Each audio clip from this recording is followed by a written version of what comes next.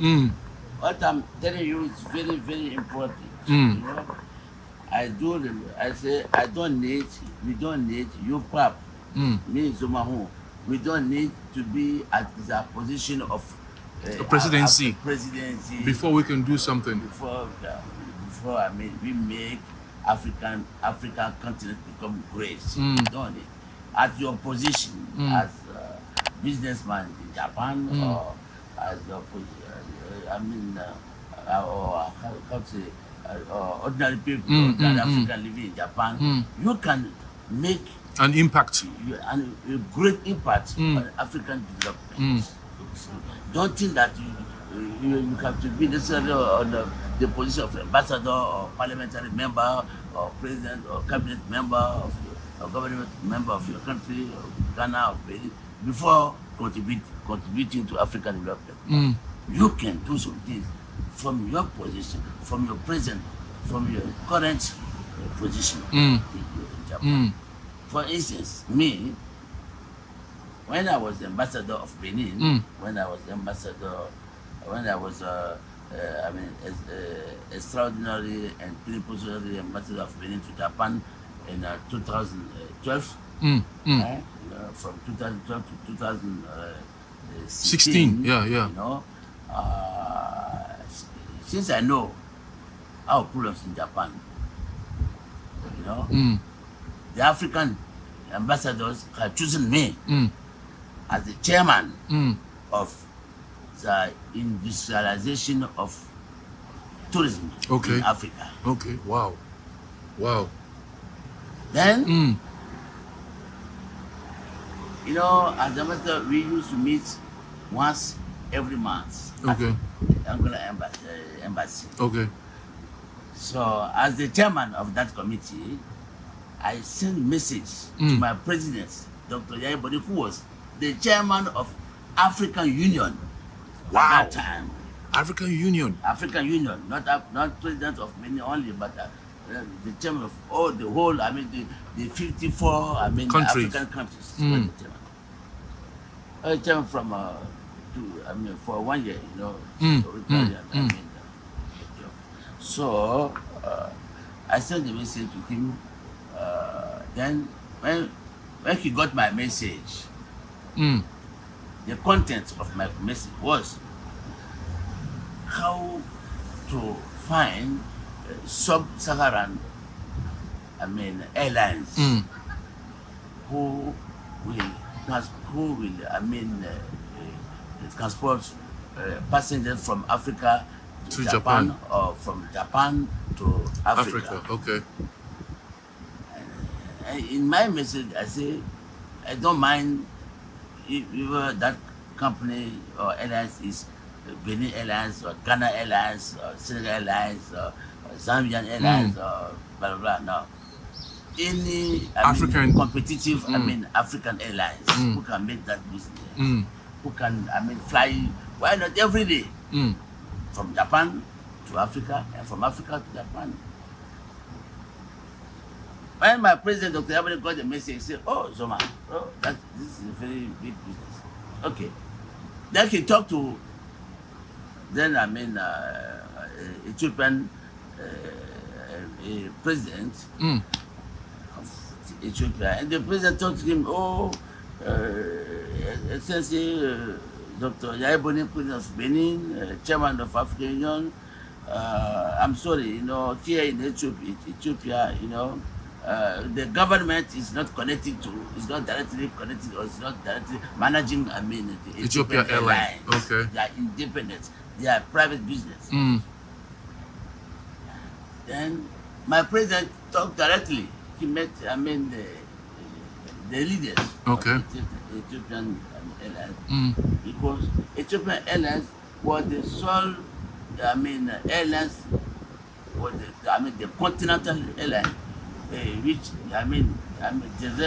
deserves all African, more than 49 African destinations. From Addis Ababa. Wow.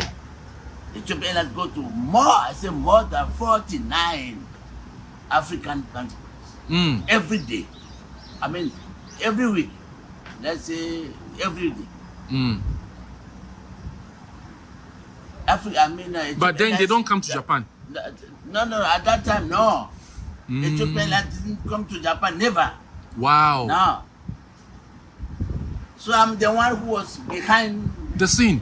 the manager from my office here in Chigaya. I was traveling every time. Really, Zomahon? Yes. Now you can go and check. You can go to. You can meet African diplomats here, and they will tell you, yeah, someone was in charge of, the industrialization of tourism in Africa. Then, what happens?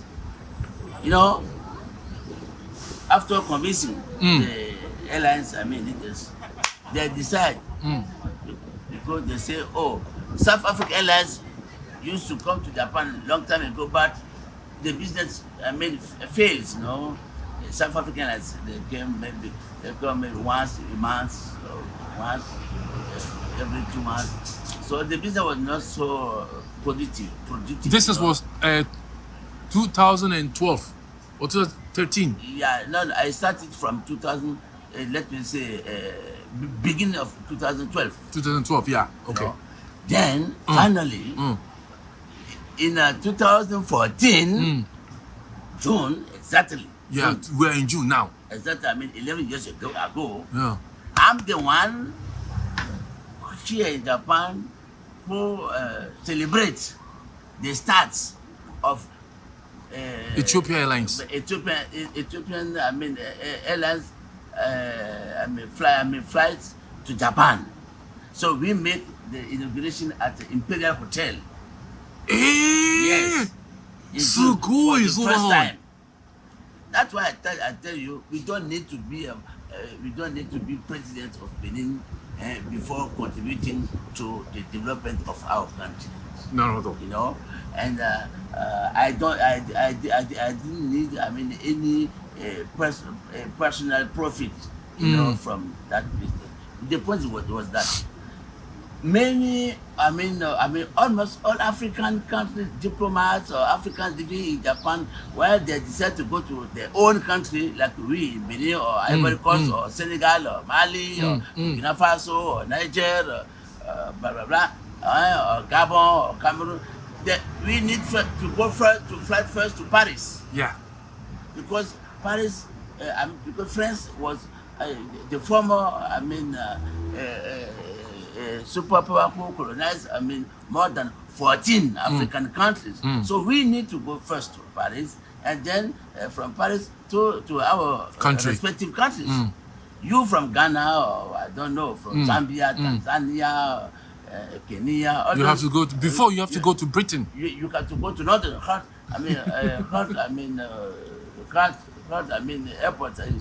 In London. Before arriving at Ghana or Accra or I don't know, all those former British colonies in Africa. You from Angola, from Mozambique, you have to go first to Portugal. You guy from Equatorial Guinea, you got to go first to Spain. You know, that's the way the G7 has divided African exploitation. And I know that as ordinary African living in Japan, I knew that before. So when I become ambassador, I just seized that opportunity of to my change. position to change. The rule, and that rule was a kind of a new colonization of Africa after slavery. You see, after slavery, which lasts 4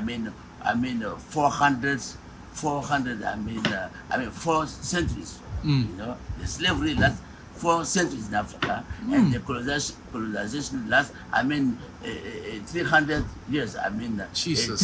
Three centuries. You know, and then now they make a new rule of slavery, a new colonization of Africa. Slavery, yep. Or slavery.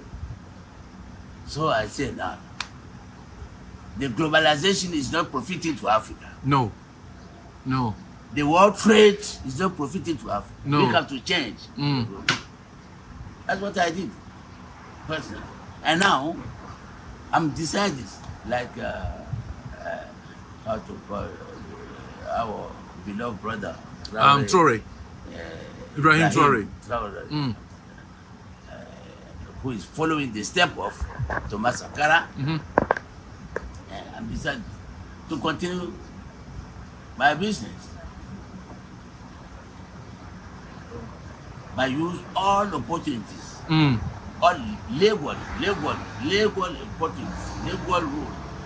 I'm not behaving as a terrorist or no. Legal, I mean, a rule to change our country. It's not easy. It's not easy. Western powers also are decided, I mean, to continue to exploit, I mean, the raw materials of Africa. Do you know, my brother, Pap, that more than 70%, you can go to J2 with Japanese. Mizu. Kodi non deny. You can check. More than 70% of all materials which are used for the construction of, I mean, the heavy industry in Japan are coming from Africa. Same things with the Western countries. All the materials they are using are coming from Africa. You mean, I mean, a king, a diamond, or petrol, or all those things.